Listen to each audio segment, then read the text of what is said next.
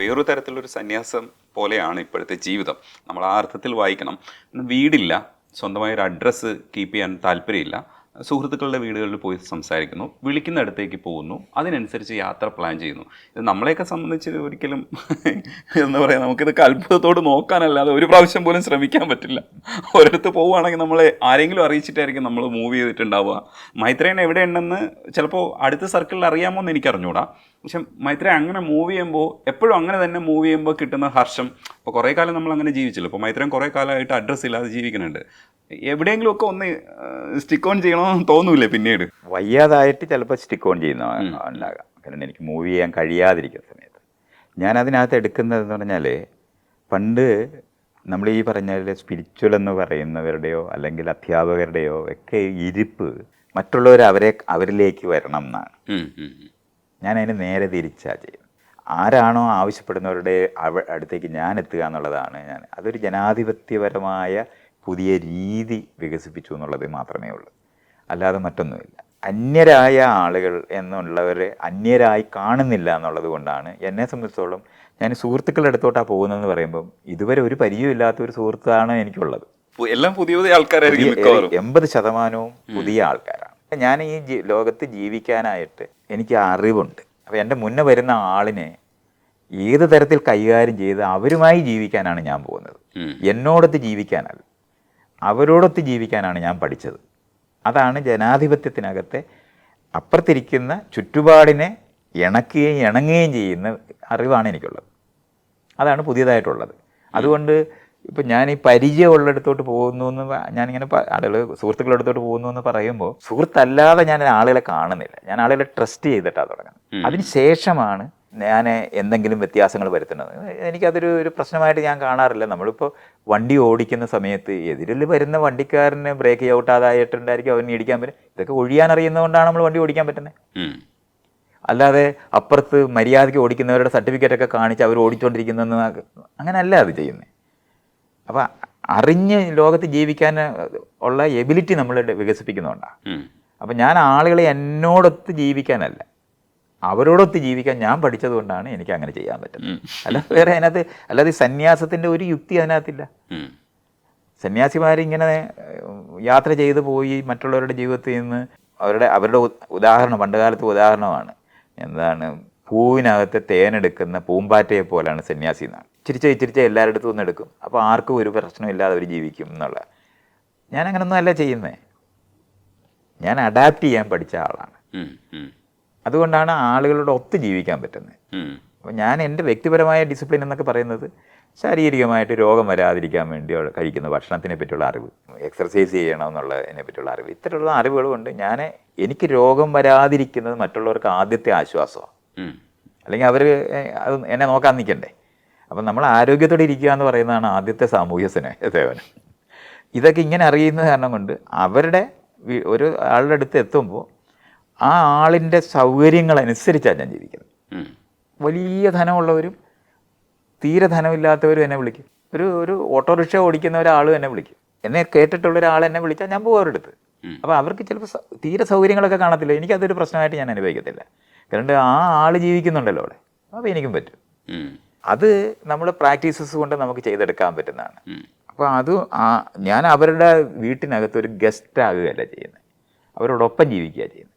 ഈ സമയത്ത് കനിയുടെ ഒരു വിളി വരികയാണ്, ഒരു ആവശ്യം വരികയാണ്. അപ്പോൾ പ്രോമിനൻസ് എങ്ങനെയായിരിക്കും നമ്മൾ ഫിക്സ് ചെയ്യുക? അപ്പോൾ കനി എന്ന് പറയുന്ന മകളാവുമ്പോഴും അതൊരു സ്വതന്ത്ര ജീവിയായിട്ട് തന്നെയാണ് കാണുന്നത്. പക്ഷെ നമ്മൾ ആവശ്യപ്പെടുന്നത് നമ്മുടെ സർക്കിളിൽ വരുന്ന ഒരാളാണ്. അപ്പം നമ്മൾ അങ്ങോട്ടേക്ക് പോകാനായിരിക്കുമല്ലോ മനസ്സ് പറയുക, അങ്ങോട്ടേക്കായിരിക്കില്ലേ പോവുക? അത് ആവശ്യം അനുസരിച്ചാണോ ഫിക്സ് ചെയ്യുന്നത്, അതേ മനസ്സിൻ്റെ അപ്പോഴത്തെ അവസ്ഥ അനുസരിച്ചാണോ ഫിക്സ് ചെയ്യുന്നത്? ആവശ്യം അനുസരിച്ചിട്ടാണ് ഞാൻ ചെയ്യാറുള്ളത്. ഇപ്പോൾ വെറുതെ ഞാനിപ്പോൾ കമ്മിറ്റ് ചെയ്തിട്ടുള്ള സ്ഥലങ്ങളിൽ ഒഴിവാക്കിയിട്ട് കനിയോ ജയശ്രീയുടെ അടുത്തോ പോകുന്നുണ്ടാകില്ല.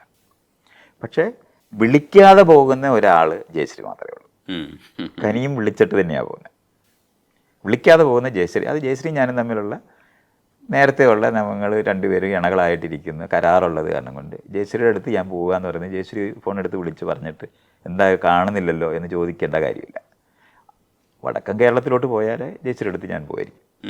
അത് ആ ഒരാളുടെ അടുത്ത് മാത്രമാണ് ഇപ്പോഴും വിളിക്കാതെ പോകുന്നത്. ബാക്കി വിളിക്കുന്നിട്ട് ആവശ്യമുള്ളിടത്ത് ഇരിക്കുകയാണെന്നുണ്ടെങ്കിൽ അനാവശ്യമായ അനുഭവം ഉണ്ടാകത്തില്ല. ഉം. അത്രയേ ഉള്ളത്.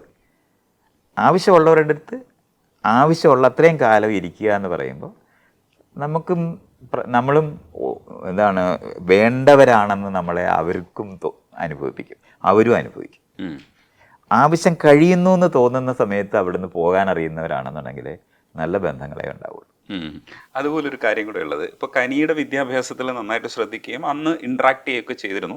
ഇപ്പോൾ എങ്ങനെയായിരിക്കും കനിയുടെ അടുത്തുള്ള ഇപ്പോൾ എന്തെങ്കിലും കാര്യങ്ങളൊക്കെ ചോദിക്കുമല്ലോ, സംശയങ്ങളോ അങ്ങനെ എന്തെങ്കിലും തരത്തിൽ ആശ്രയിക്കുന്ന ഒരു സ്വഭാവം കനിക്കുണ്ടോ?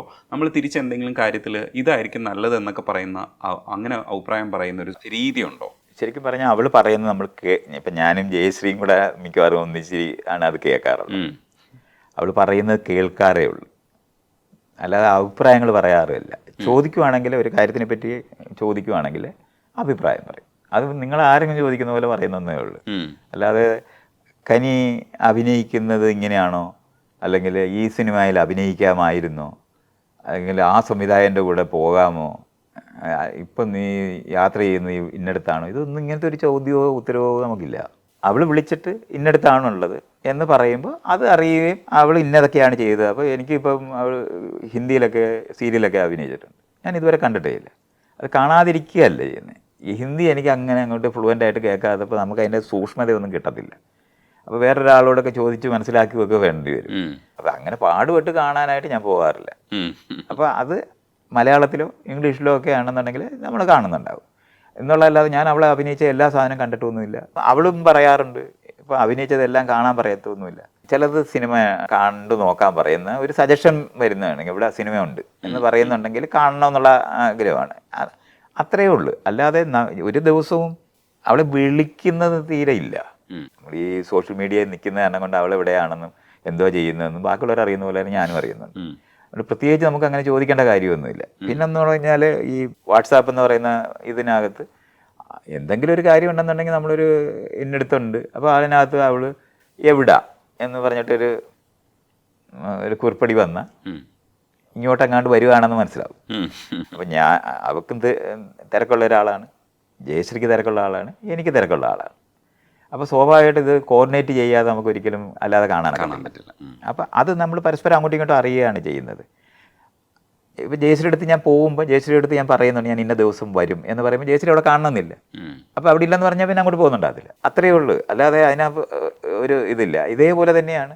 അപ്പോൾ അവൾ എവിടെയാണെന്ന് ചോദിക്കുമ്പോൾ ഞാൻ ഇന്നടത്താണെന്ന് പറഞ്ഞാൽ അതിന് പിന്നെ ഒരു മറുപടി ഇല്ലെങ്കിൽ കാണാൻ കഴിയാത്തിടത്താണ് എന്ന് മനസ്സിലായി. പിന്നെ അതിനകത്ത് വലിയ നീ എന്താ അങ്ങനെ ചോദിച്ചതെന്ന് ചോദിക്കത്തൊന്നുമില്ല. നമ്മൾ ആ ഒരു ഡയലോഗില്ല. അതേ സമയത്ത് ഇന്നടത്ത് പോവുകയാണ്. ഇപ്പോൾ ജയശ്രീയും ഞാനും കനിയും കൂടെ ഒന്നിച്ച് കാണുക എന്ന് പറയുന്നത് കനിയുടെ മുൻകൈയിൽ ജയശ്രീയെ കാണാൻ കനി പോകുമ്പോൾ ഞാൻ ഇത്ര ദിവസം തൊട്ട് ഇത്ര ദിവസം വരെ ജയശ്രീയുടെ അടുത്തുണ്ടാവും എന്ന് പറയുമ്പോൾ ഞാൻ അവിടെ എത്തിച്ചിട്ട് നമുക്ക് 3 പേർ കൂടെ കാണാം എന്നുള്ള അർത്ഥമാണ്. അല്ലെന്നുണ്ടെങ്കിൽ ഗോവയിലാണ് അവൾ താമസിക്കുന്നത്, അവിടോട്ട് വരാൻ പറ്റുമോ എന്ന് ചോദിക്കും. അപ്പോൾ ഞങ്ങൾ 2 പേർക്കും സമയം ഉണ്ടെങ്കിൽ ഞങ്ങൾ ഒന്നിച്ച് അപ്പം 2 പേരും ആ സമയം കണ്ടെത്തി അവിടെ എത്തിച്ചേരുക ചെയ്യുന്നത്. അങ്ങനെയാണത് കാണുന്നത്. അല്ലാതെ നമ്മൾ നിങ്ങൾ വിചാരിക്കുന്ന പോലെ ഈ അമ്മയും അച്ഛന്മാരൊക്കെ കുട്ടികളെ മോണിറ്റർ ചെയ്യുന്ന ഒരു സാധനവും അതിനകത്തില്ല. വളരെ സ്വതന്ത്രരായ ഉള്ള വ്യക്തികളാണ്.